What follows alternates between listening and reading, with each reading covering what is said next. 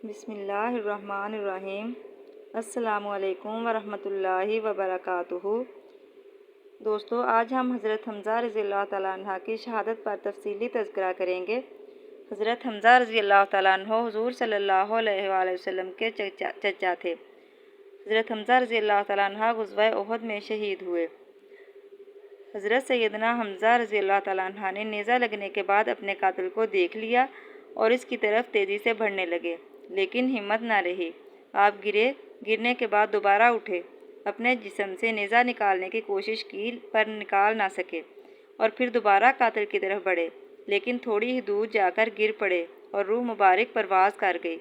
یہ 17 شوال 3 ہجری کا دن تھا کہ جب رسول اللہ صلی اللہ علیہ وآلہ وسلم کے شیر چچا کے شہید ہوتے ہی کفار نے جنگ احد میں تازیانے بجانا شروع کر دیے۔ ہندہ بن عتبہ زوجہ ابو سفیان آپ کے جسد مبارک کے پاس آئی اور آپ کے جسم کی بے حرمتی کرنے لگی، جسے مسئلہ کرنا کہا جاتا ہے۔ آپ کے ناک اور کان کاٹ کر ہندہ نے اپنے گلے میں ہار بنا کر ڈال لیا اور آپ کا پیٹ چاک کر کے جگر اور کلیجہ نکال لیا۔ جگر کو ہندہ نے چبانا شروع کیا اور خوشی سے جھومتے ہوئے یہ اشعار پڑھنے لگی: ہم نے تم سے یوم بدر کا بدلہ لے لیا ہے، اور ایک جنگ کے بعد دوسری جنگ کے شعلے تو بھڑکتے ہی ہیں۔ مجھے اپنے باپ عتبہ کے قتل پر اور اپنے بھائی ولید اور چچا شیبہ اور بیٹے بکر کی جدائی پر صبر اور چین نہیں آتا تھا۔ آج میرا دل مطمئن ہو گیا ہے اور میں نے اپنی مانی ہوئی نظر پوری کر لی ہے۔ اے وحشی، تو نے میرے سینے کا غم دور کر دیا ہے اور میرے دکھوں کا مداوا مہیا کر دیا ہے۔ وحشی کے احسان کا شکر ساری عمر کے لیے میرے اوپر واجب ہو گیا ہے، جو میں ہمیشہ ادا کرتی رہوں گی، یہاں تک کہ میری ہڈیاں قبر میں گل سڑ جائیں۔ ناظرین گرامی، بغض، کینہ اور حسد سے بری یہ ایک بدترین مثال تھی جو آج سے پہلے کبھی عربوں کی جنگوں میں نہ دیکھی گئی تھی۔ جنگ ختم ہوئی تو حضرت صلی اللہ علیہ وآلہ وسلم کو بتایا گیا کہ آپ کے چچا شہید ہو گئے ہیں۔ آپ تشریف لائے تو دیکھا کہ چچا کی لاش کے ٹکڑے میدان میں بکھرے پڑے ہیں۔ آپ کی آنکھوں سے آنسو چھلک پڑے۔ غموں کے آنسو کی ایسی جھڑی لگی کہ تمام صحابہ اکرام بھی رونے لگ پڑے۔ آپ صلی اللہ علیہ وآلہ وسلم نے اپنے چچا کے ٹکڑے اکٹھے کرنے کا حکم دیا۔ آپ نے اپنے پیارے شہید چچا کے جسد مبارک سے مخاطب ہو کر فرمایا: اللہ کی رحمت تمہارے اوپر سایہ فگن ہو۔ تم رشتہ داروں کا بہت خیال رکھتے تھے اور ہر خیر خار میں سبقت لے جاتے تھے۔ اگر مجھے صفیہ کے غم و رنج کا خیال نہ ہوتا تو میں تمہارے جسم کے ٹکڑے یوں ہی میدان میں چھوڑ دیتا، تاکہ انہیں درندے اور پرندے کھا جائیں اور تم قیامت کے دن انہی کے پیٹ سے اٹھائے جاؤ۔ خدا کی قسم، میں تمہارے بدلے میں کفار کے 70 آدمیوں کا مسئلہ کروں گا۔ تو دوستو، اندازہ کیجئے کہ کیسا بڑا غم ہوگا کہ جو رحمت للعالمین ہیں وہ قسم کھا رہے ہیں کہ کفار کے 70 آدمیوں کی لاشوں کا حال بالکل ویسا ہی کریں گے جیسا انہوں نے حضرت حمزہ کی لاش کا کیا۔ نبی کریم صلی اللہ علیہ وآلہ وسلم اس ارادے پر اللہ پاک نے وحی نازل فرمائی: اور اگر تم سزا دو تو ویسی ہی سزا دو جیسی تمہیں اذیت پہنچائی گئی، اور اگر تم صبر کرو تو بلا شبہ صبر کرنے والوں کے لیے صبر ہی اچھا ہے، اور تم صبر کرو، تمہارا صبر کرنا خاص اللہ ہی کی توفیق سے ہے۔ امام ابن کثیر اور امام قرطبی اپنی تفسیروں میں لکھتے ہیں کہ اس آیت کے نزول کے بعد حضور اکرم صلی اللہ علیہ وآلہ وسلم نے اپنا یہ ارادہ ترک فرما دیا اور پھر قسم کا کفارہ ادا فرمایا۔ یہی نہیں بلکہ آپ صلی اللہ علیہ وآلہ وسلم نے اپنے صحابہ اکرام کو سختی سے اس بات سے منع کیا کہ لاش کے ٹکڑے کرنے ہرگز جائز نہیں ہیں، یہاں تک کہ کسی کتے کی لاش کے ٹکڑے کرنے بھی جائز نہیں ہیں۔ آپ صلی اللہ علیہ وآلہ وسلم کا دل بہت غم زدہ تھا۔ اس موقع پر اللہ تعالیٰ نے آپ کو ہمت اور حوصلہ دیا۔ آپ صلی اللہ علیہ وآلہ وسلم نے فرمایا کہ مجھے حضرت جبرائیل علیہ السلام نے خوشخبری سنائی ہے کہ حضرت حمزہ بن عبد المطلب کو 7 آسمانوں پر جنت الفردوس میں اللہ تعالیٰ اور اللہ کے رسول کا شعر لکھ دیا گیا ہے۔ حضرت حمزہ رضی اللہ تعالیٰ عنہ کی بہن حضرت صفیہ رضی اللہ تعالیٰ عنہ نے جب جنگ کی خبر سنی تو وہ مدینہ سے جنگ احد کے مقام کی طرف روانہ ہوئیں، تو حضرت محمد صلی اللہ علیہ وآلہ وسلم نے اپنی پھوپھی کے بیٹے حضرت زبیر کو حکم دیا کہ پھوپھی کو جنگ کے میدان سے دور ہی رہنے دیں اور ان کو مدینہ واپس لے چلیں۔ جب وہ اپنے بھائی حضرت حمزہ کی لاش کو دیکھیں گی تو ان سے برداشت نہیں ہوگا۔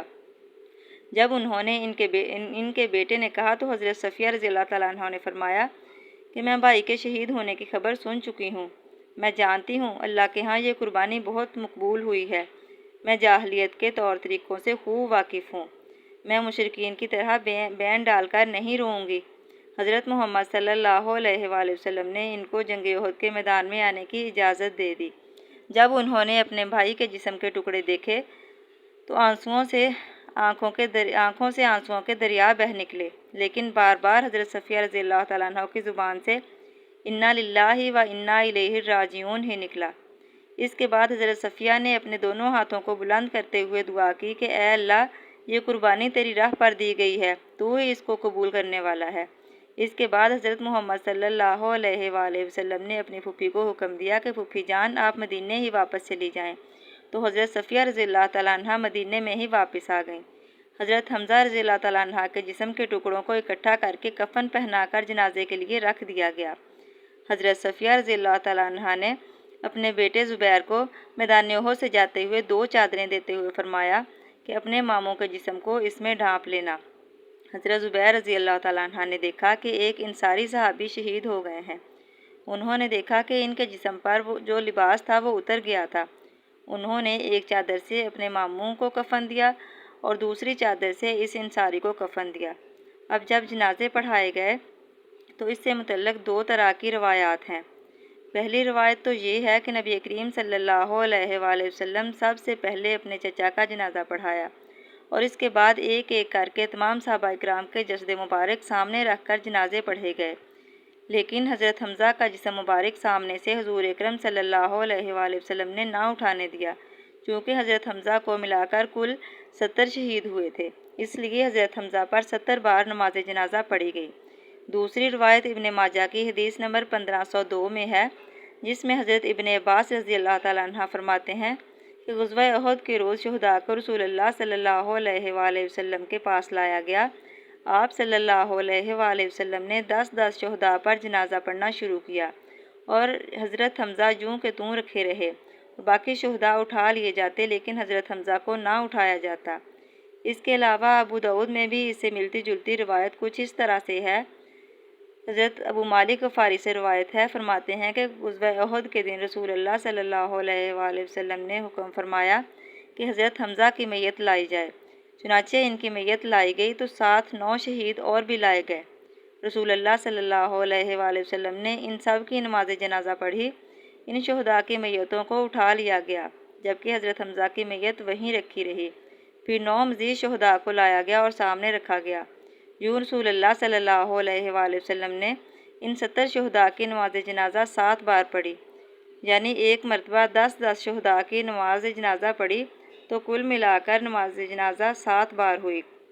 حضرت حمزہ کی میت پر ہر بار نماز جنازہ پڑھی گئی۔ ناظرین گرامی، امام ابن حجر عسقلانی، ناصر الدین البانی اور ابن کثیر نے اپنی تفسیروں میں لکھا ہے کہ رسول اللہ صلی اللہ علیہ وآلہ وسلم کے سامنے در حقیقت ایک ایک کر کے جنازے لائے جا رہے تھے اور آپ صلی اللہ علیہ وآلہ وسلم ان پر نماز جنازہ پڑھتے جاتے تھے، اس حال میں کہ حضرت حمزہ رضی اللہ تعالیٰ عنہ کا جنازہ آپ صلی اللہ علیہ وآلہ وسلم کے سامنے ہی رکھا تھا۔